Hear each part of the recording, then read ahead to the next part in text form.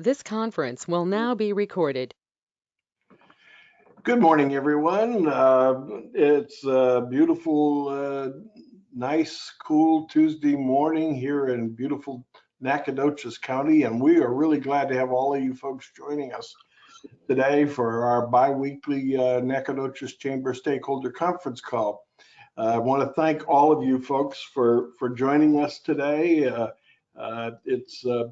It's going to be very interesting, I think, to hear our updates, Camala, from about the travel industry. Do want to let you know that this call will be recorded and will be posted later today on the Chamber website. Members of the media have been invited to participate, so we welcome them and look forward to their media coverage of the items that we discuss here today. And I respectfully ask everyone to keep their phones on mute until we get to the questions and answers. So with that in mind, all of us know that things have changed dramatically in recent months as it relates to pricing of every good and service that's available. And those of us today that are subject to travel from time to time, whether it's for business or for pleasure, are attempting to navigate the systems and the new rules. And I'm pleased to say we couldn't have somebody better equipped to talk about this issue than Camala Phillips this morning. And she is the manager of the International Tour and Cruises right here in Nacogdoches. And I think we're all interested in hearing what her take of the current situation is, and then kind of a forecasting a little bit of the future. So with that in mind, Camala, I'll turn it over to you, and good morning. Good morning. Thank you, Wayne, for asking me to talk about a subject that I love with the travel industry. Everyone knows the last 2 years, there's been lots of changes and lots of differences, lots to talk about in our industry.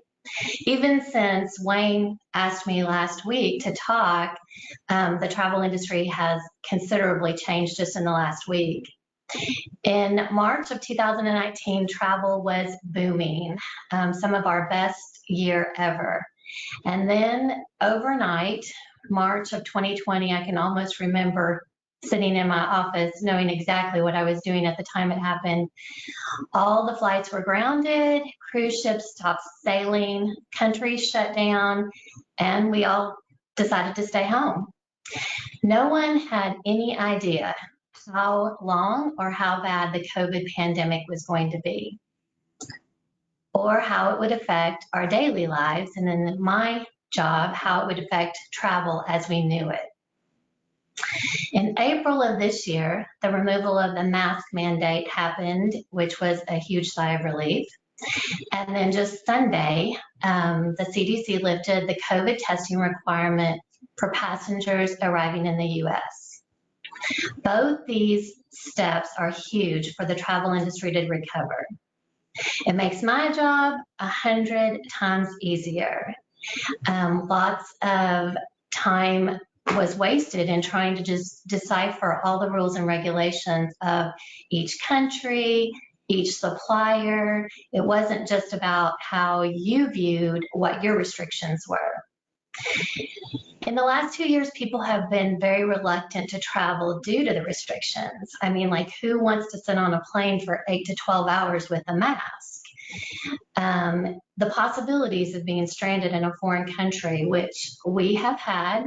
Unfortunately, several of our clients who did test positive for COVID in country and were required to quarantine 5 to 10 days. And there again, all the rules and restrictions, regulations were different for each country, each supplier. So heading over, to Germany, you might think you were going to do the 5-day quarantine because that's what the US required. But then you get over there and it's a 10-day quarantine because that's what your airline requires. So lifting all these restrictions is going to open the doors for people to travel again. Prior to the pandemic, travel was one of the nation's largest industries. Making these changes is not going to only help my job, travel and tourism. But in my opinion, it also is going to help the recovery for conventions, business travel, which then in turn helps the hotel income, the restaurants, just helps our entire community and economy. In a local trade article recently, I read that lifting the pre-departure testing requirement could bring an additional 5.4 million visitors to the U.S. and an additional $9 billion in travel spending through the remainder of 2022. So to me, this sounds fabulous. I'm glad to be in the travel industry, to be selling all this travel. Last week, before Sunday's announcement for the COVID testing lifting, we were operating on so many restrictions in and out of the country. Travelers were trying to decide, do I take my 7-day vacation and risk testing positive in country and then having to add another 10 days onto my trip, or do I just stay home? In our agency, I feel like we probably have had a 50-50 ratio of people who were willing to take the risk and go, or people that just were like, it's just too much and I'm just going to stay home. I feel like that COVID is getting better under control. It is a part of our daily life now, whether you choose to have the vaccine or not, but it is something that is getting under control. The countries are opening up, restrictions are being lifted, and people can start traveling again, but not quite exactly as we used to. We are still a very long way away from what travel used to be 2 years ago. For instance, not all the travel restrictions have been lifted for like cruise lines. They still require the vaccination. They still require testing to get on board for most people. Not all cruise ships are even out on the water yet. So many of them have been docked because of their lack of employees. And I don't know how many of you know, but a lot of the cruise line employees are from international countries. So the problem has been trying to get the employees from their country to the country where the ships port and going through all the restrictions that have been out there. The staff is nowhere near what it needs to be on any airline. The airline started putting out tons of schedules and flights. We sold the tickets, and now they can't get employees back to work to meet the new demand. So we have daily tons of flights being canceled, major delays. It's kind of turned into be a nightmare. And I just want everyone, if you're traveling this summer on an airplane, to be prepared. I read somewhere that the US airlines need to hire 12,000 pilots just to keep up for this year, which that's a lot. And those are going to be a lot of new, which is going to then require a lot of training, which, as you can see, is going to just take time. So none of this is going to happen overnight. The rental car companies, that's another part of our industry. A lot of the rental car agencies sold their cars for cash flow during the pandemic. And now if you want to rent a car during your trip, it's sometimes 4 times as much as it was 2 years ago. And that is part of the domino effect, in that the automobile industry didn't have the chips to produce the cars. So now it's affected the travel industry, where the rental cars don't have the cars to rent. The tour suppliers that we operate with have all kinds of new employees and fewer employees, as all of us do, which means waiting on hold for 2 hours with one company to purchase something, to find a restriction with that company, to try to apply a travel credit for a trip that didn't happen the last 2 years. So everyone in our industry is trying to balance the bookings with what's available out there. Like an airline used to have maybe 10 direct nonstop flights from Houston to Chicago, and they may only have 3 to 5 right now.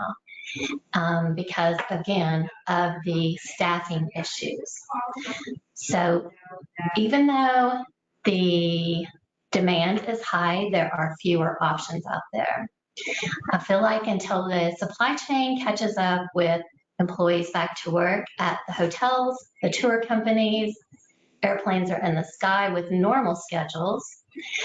Cruise ships are on the water with staff to take care of their guests and available rental cars. The travel industry is going to continue to suffer. I know hiring knowledgeable, capable employees is one of the major keys for our industry and probably most all of you that are listening right now. So we all face the same problem with hiring people, and then it takes time to train them. And once we have that done, I think we've got to get people traveling.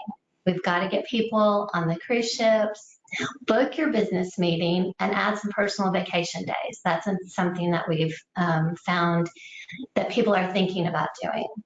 Take the much needed family vacation. A lot of people have come to us and said, you know, we haven't traveled for 2 years and we've saved up, you know, extra amount of money, so we want to take the trip that we've been thinking about.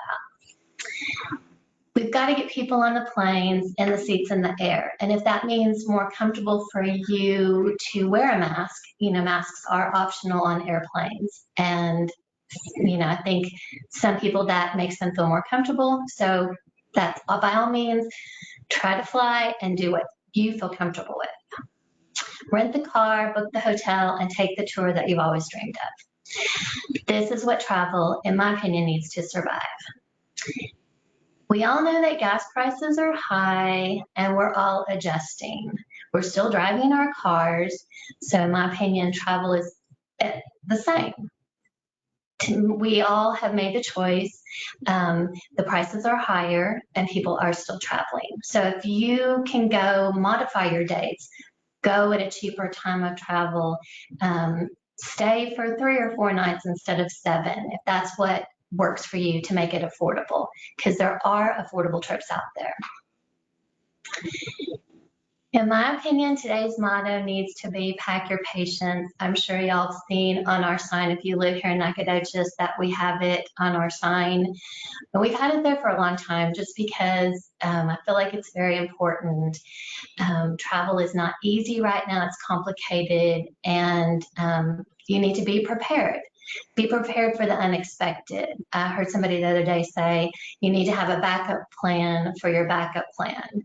And that is very, very true.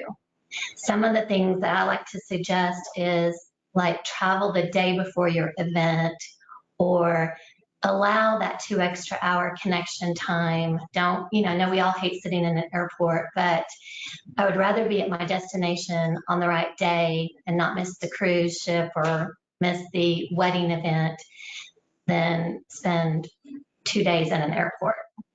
Have money and credit cards for the unexpected and be flexible. That's one of the big things at this point. I feel like it is going to get better because people want to travel, but how are things going to change? What we've found in the last 2 years, how important it is to have the online check-in. There's all the agencies like suppliers, tour suppliers, airlines, cruise lines, they all have apps now, which I know some people don't enjoy all of that, but it is the way to stay connected. Online check-in, so everyone knows who's where and who is coming. There's advanced reservations now required for almost everything. National parks, like, you know, the last 30 years, who made a reservation to go visit a national park? Museums, restaurants, all of that is super important nowadays. There's more and more mobile communication to get where we need to be.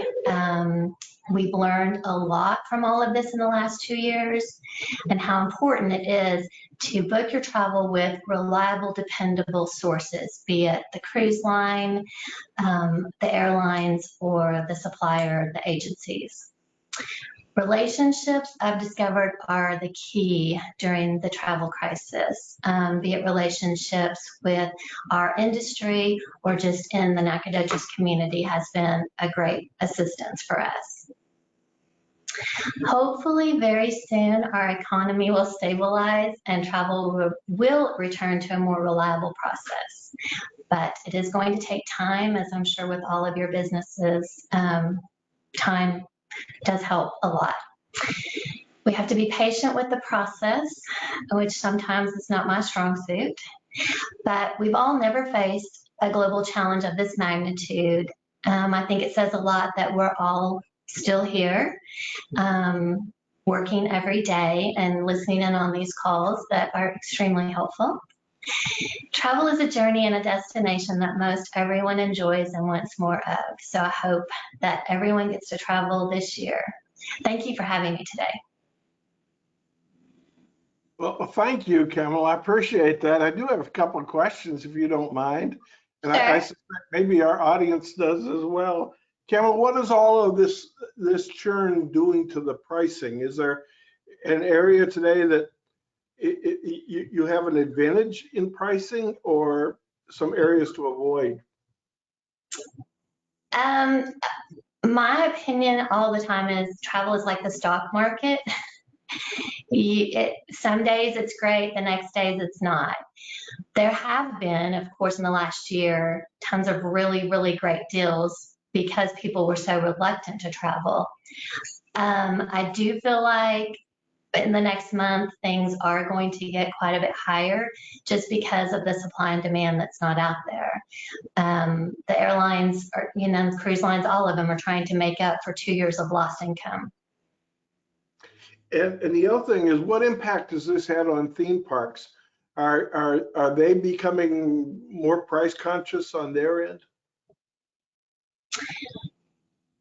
Everyone is charging extra for everything now, I guess is the opinion on the theme parks. They continue to go up, but where, one of the theme parks had an inclusion of what we call the fast pass, lines that is no longer included in your ticket cost. So everything is extra. Okay. Other questions from other participants on the call? Well, it sounds like you took care of everything, Camala. Well, you know what? I'm going to go someplace, so I'll give you a call. So there you go. And all right. Thank you, Wayne.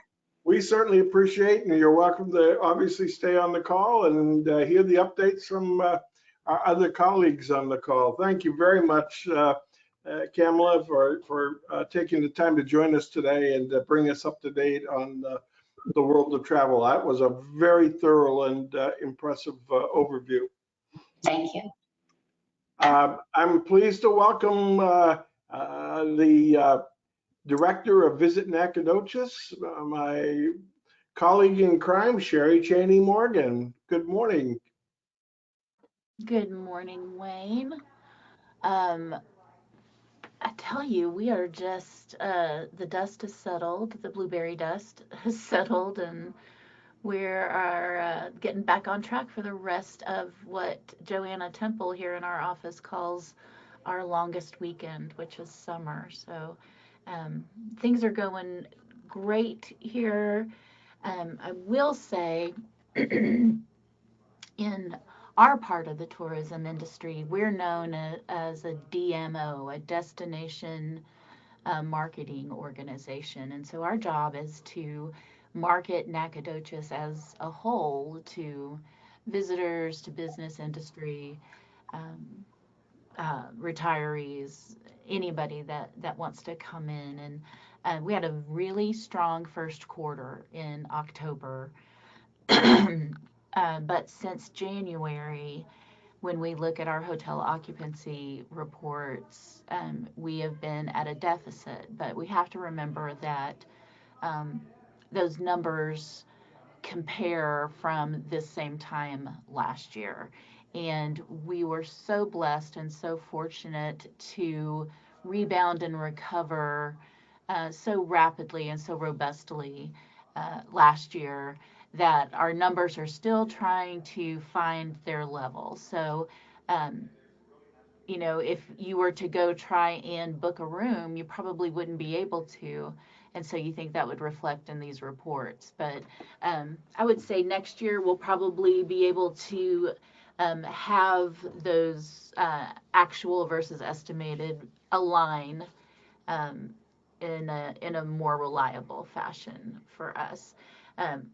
we are in a unique position this summer because we have 5 interns from Stephen F. Austin's hospitality program, and they are amazing. Each one of them has taken on a special project over the summer that will result in an asset for us to be able to market.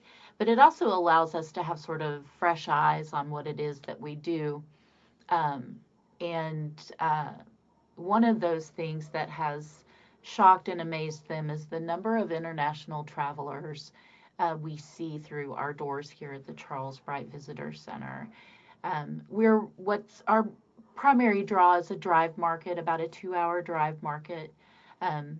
Houston, Dallas, Shreveport, sometimes Austin and San Antonio can be a little, further reaching. So we don't anticipate the high gas prices to really be a problem for us because we're already marketing towards those drive markets. But we also, in 1 week, about 3 weeks ago, on Monday, we had Scotland. We had visitors from Canada. We had visitors from England. We had visitors from France. And my question is always, how did you hear about us? How did you find us? How did you get to us? Because we don't have a local airport that they could fly into. And so it's always interesting to hear their stories about what brings them to the town that we know and love and get to live in every day. But we are focusing marketing stronger and in different genres of marketing. So we always do print marketing because we firmly believe that print is not dead. We do a fair share of digital marketing, which we love because it provides us these great analytics to see how people are consuming our messaging, when they're doing it, and we get more information from those digital marketing efforts. And we have been able to take advantage of remnant space in marketing to Canada right across the border. Their borders have just opened up, and we're able to market to dinks, dual income, no children, no kids. And we've seen a great amount of success with that, and we hope to continue with that moving forward. So I encourage y'all. We are always in need of volunteers. If you'd like to volunteer as a family, if you'd like to volunteer as a business, we would love to have you, and you can witness firsthand what it is that we get to see every day here at the Charles Bright Visitor Center and visit Nacogdoches. Encourage you to keep track of us on social media. Download our app, Visit Nac. It's available in the Apple Store and in the Google Play Store. And as always, we thank you in everything that you do to make Nacogdoches a great place to visit. So thank you, and that concludes my report.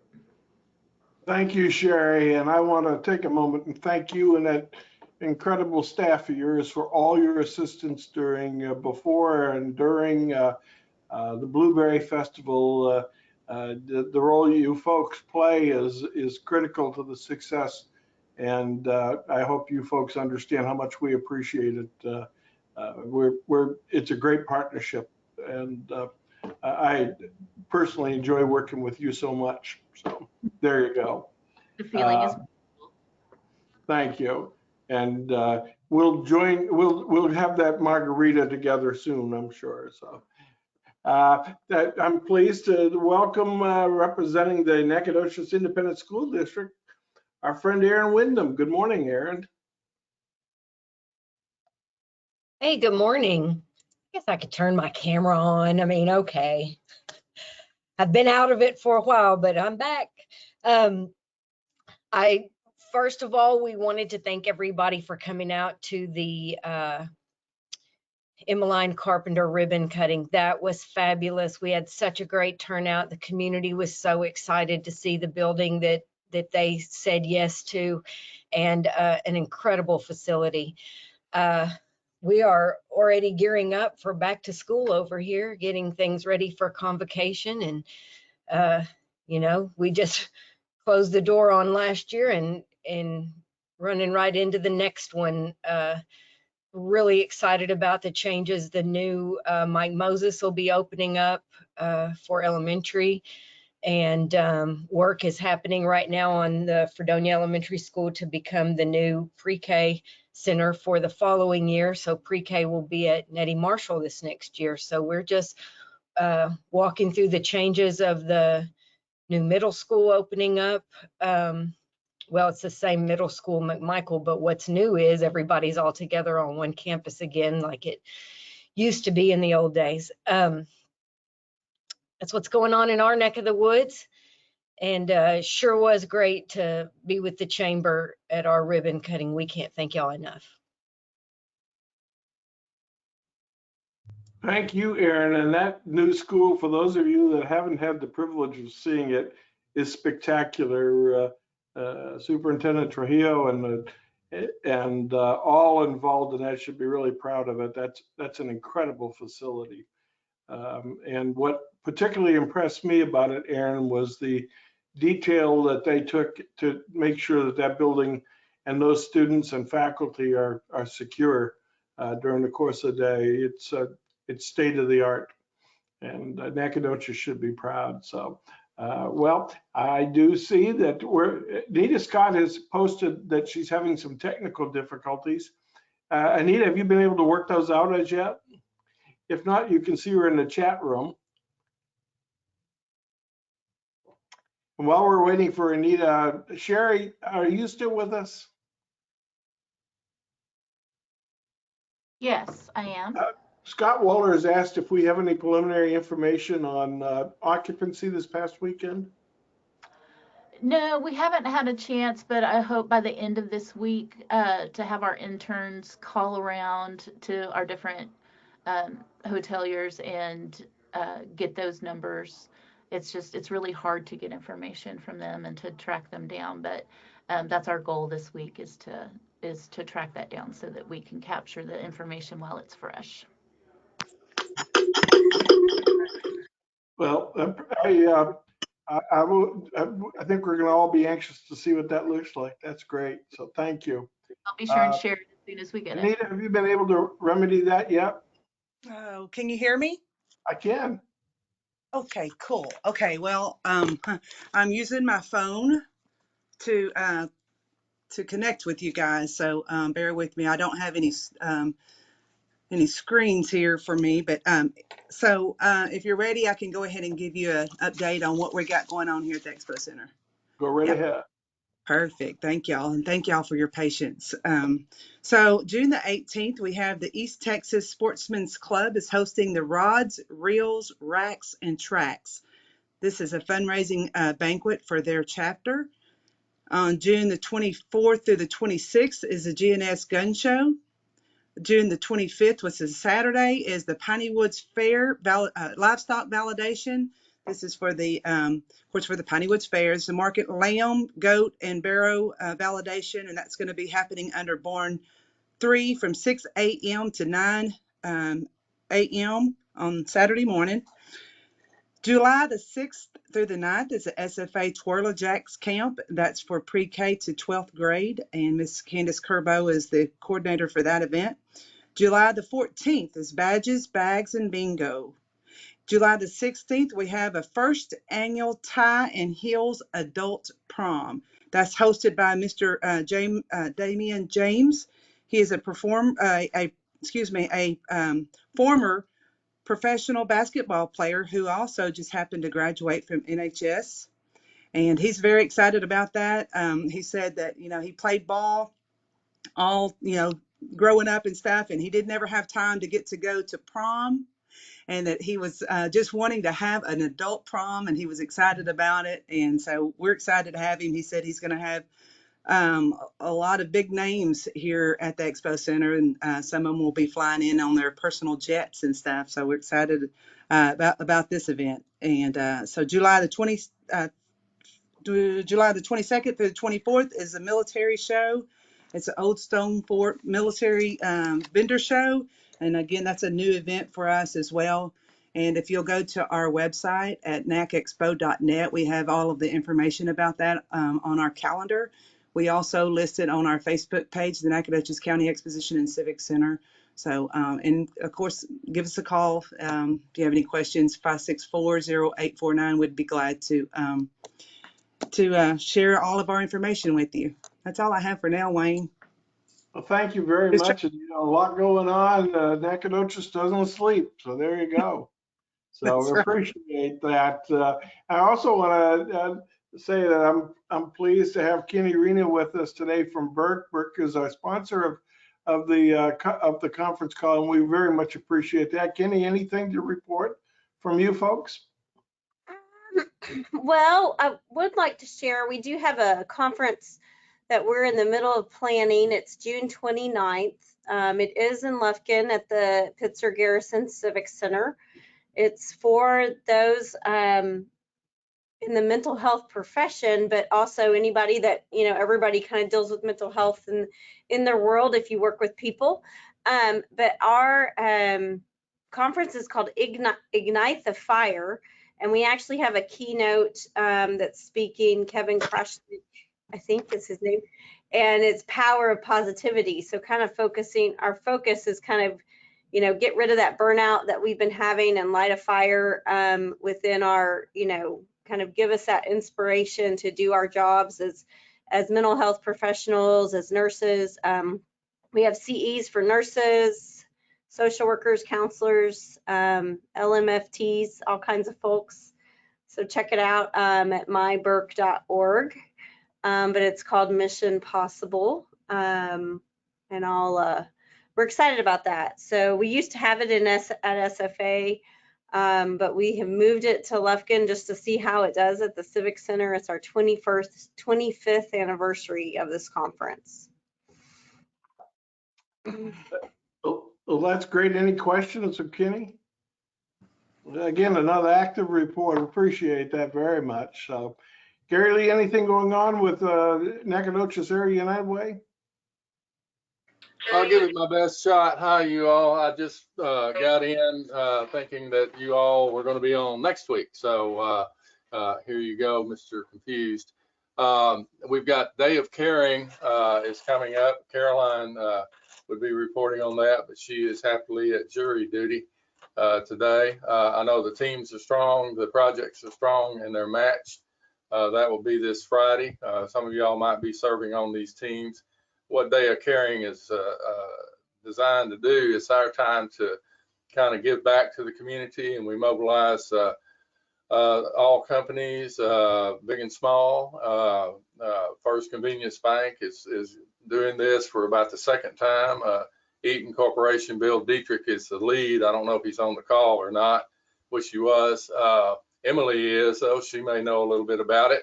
Emily, if you want to kind of catch me up. Bill does a great job of logistics. We send teams into places like Boys and Girls Club. We even got, and sort of the spirit of regionalizing, Wayne, we've got a team over from ETech at the Lufkin branch of the Boys and Girls Club, and we're doing some painting and helping and cleaning up over there. So that's that. Then allocations. Emily, you got anything you want to talk about? You live over there? Nope. Okay. And so we've got our Christmas time coming up. No, not the parade, but this is a time that we allocate money to agencies who have applied. The grant applications were released May 10th, and they were due yesterday. So we had a storm of people coming in with applications for things that they, money that they need to operate their programs. And my best example of this, I think, I don't know if Patty Goodwin's on the call or not, but my favorite one, because I nearly was, it's called Fresh Start. And we fund to the program, and we fund Fresh Start that is geared at keeping people from going on the streets, living under the bridge. It's targeted toward homelessness, one of my favorite subjects. So Patty and her team do a good job of getting to these folks. Our funding provides that. They have counselors at Fresh Start at Love Inc. to kind of find out what the take a deep dive and find out what the real problems are. And if it's, for example, addiction or something like that, then we work with each other. We'll work with ADAC to do what we can, the Alcohol and Drug Abuse Council, to see if we can't help those folks do what we do, and that's get people back to work and helping the economy and helping themselves and their families. So that's the report on the major activities. I will say that the Nacogdoches Area United Way Emergency Fund, if a grant comes through, and I expect it will meet its middle goal. I wrote a bunch of checks for Cushing and depleted the account severely, and we got a nice grant from one of the folks, one of the foundations in town that bought us to a total of, in the black, of $1,800.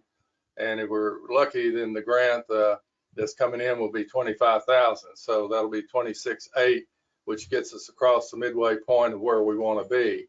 Then there's some opportunities from other donors that will get us to, we think, to our goal for the moment, which is $50,000. And what this money is used for, none of it goes to the United Way at all. We're just the host of it for the Nacogdoches County response team.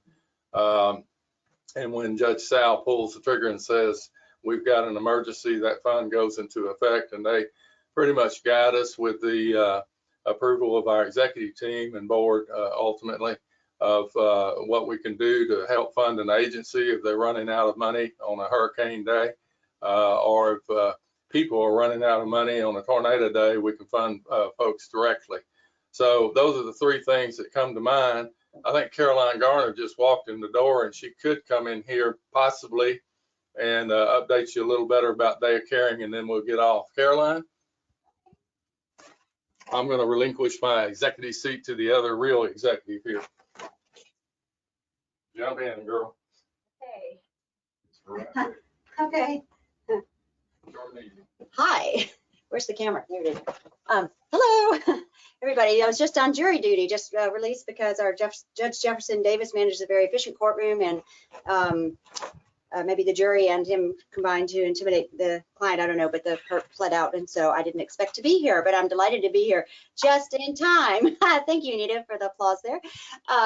To report on Day of Caring. We're very, very excited. We had started this back in 2017, and of course it had to go dormant for 2020 and 2021. Last year we had a little Day of Caring. It wasn't little, it was medium, not as big as large as our previous years because of the COVID comeback, and a couple of our usual participants could not participate because they were still concerned about COVID, and totally understood that. But this year we're back full throttle. We're back into the triple digits for volunteers, 100 something. I'm not sure the exact number offhand because I literally just hit the door. But we've got projects going on, and I think about 8 of our different partner agencies, including Boys and Girls Club in Nacogdoches and in Lufkin. E-Tech is going to have a Lufkin team to go to work there. That's our first out of county project. Excited about that. And let's see, and the Senior Citizen Center, Hope Food Pantry has a project for us, the Girl Scout Camp out at Garrison, and Solid Foundation, and the Treatment Center, and Family Crisis Center. I think I about covered them all. I might have missed one. But anyway, so we're going to be out doing projects that their day-to-day volunteers are not able to do. So we're very excited to have some team. It's a great team building opportunity for donor teams from some of our workplace campaigns. Generally, that's who volunteers. And we also have a couple of agencies, partner agencies, that send volunteers, like Darla from Salvation Army is going to be. Hi, Darla. There you are. Yeah, we're very excited that she's going to be participating as an agency leader, helping at a project in another agency. I just think that's really cool. So we're excited about that. Bill Dietrich and I are going to be picking up the NIBCO credit card and going shopping for some treats and water and whatnot for our volunteers later today. And so we're excited about also the support from NIBCO for that, and from E-Tech sponsoring the delicious breakfast to get our volunteers fueled up first thing in the morning. And that concludes my report. Great. Well, thank you very much, Mary Lee and Caroline. Appreciate that. It sounds like a great event. Yeah, thank you. Just want to cover a few things in closing for the chamber. First of all, the business development series we'll have a program by Dr. Amy Mahaffey on the 16th at 11:30 to 1 here at the Chamber. There's no charge, but you should register in advance. Go to the Chamber website to do that. Also, I want to remind you, Eggs and Issues, we're going to have a program about fiber everywhere with Lonnie Hunt from the Deep East Texas Council of Governments. Lonnie's going to try to put into context all of these various projects that are going on here in Nacogdoches where folks are laying fiber. I was asked yesterday for my initial thoughts on Blueberry this past weekend. First of all, I thought the crowd size was massive, and they stayed longer during the day, and I think in part that's because of the overcast, and I think that helped to keep them there. Kiwanis reports they had a record number of pancakes sold, and the SFA athletes were a great addition, both in terms of helping to serve, and I saw photo ops being taken care of. I'm told by Barbara that the Chamber booths reports that t-shirt sales were at record levels, and in fact, I think as of yesterday, she only had one left. She sold the last one yesterday. We're going to keep one, but she sold one yesterday morning. The car show was popular. Volunteer management and execution, especially under the leadership of Grace Handler. Grace Handler couldn't have been better. City of Nacogdoches, the staff, Visit Nacogdoches, everybody, many on this call. We owe an enormous debt of gratitude, and certainly my chamber staff stepped up and got it done. Media coverage has been outstanding, both in terms of print and broadcast. RJ indicated to us that he sold over 400 bags of ice. That's amazing to me. We had reports that some of the food vendors were low or out of food by 11:30 in the morning, and we were shuttling them back so they could go find product. Very few incidents or injuries, which is always a good thing. And the security and plans by the EMT folks and the police, I could not have been better, both uniformed and those that were not uniformed. I think it helped the environment. And I can't thank the dozens and dozens of volunteers that performed so well, especially Mary Montagnac on this call. Mary's just been a blessing on the block management. And the talent on the stages was great. They always seemed to have a great crowd when I walked by, and all in all, it was a pretty darn good weekend. And we have a lot of folks to thank. And we are very appreciative, and we'll look forward to Blueberry 33 next year. Any final comments from anybody, or questions, or anything else? Well, if not, folks, let the record show the call was terminated at 10:44 a.m. and that we appreciate everybody on the call. Have a great day and get some rest. Camala, thank you very much for your presentation as well.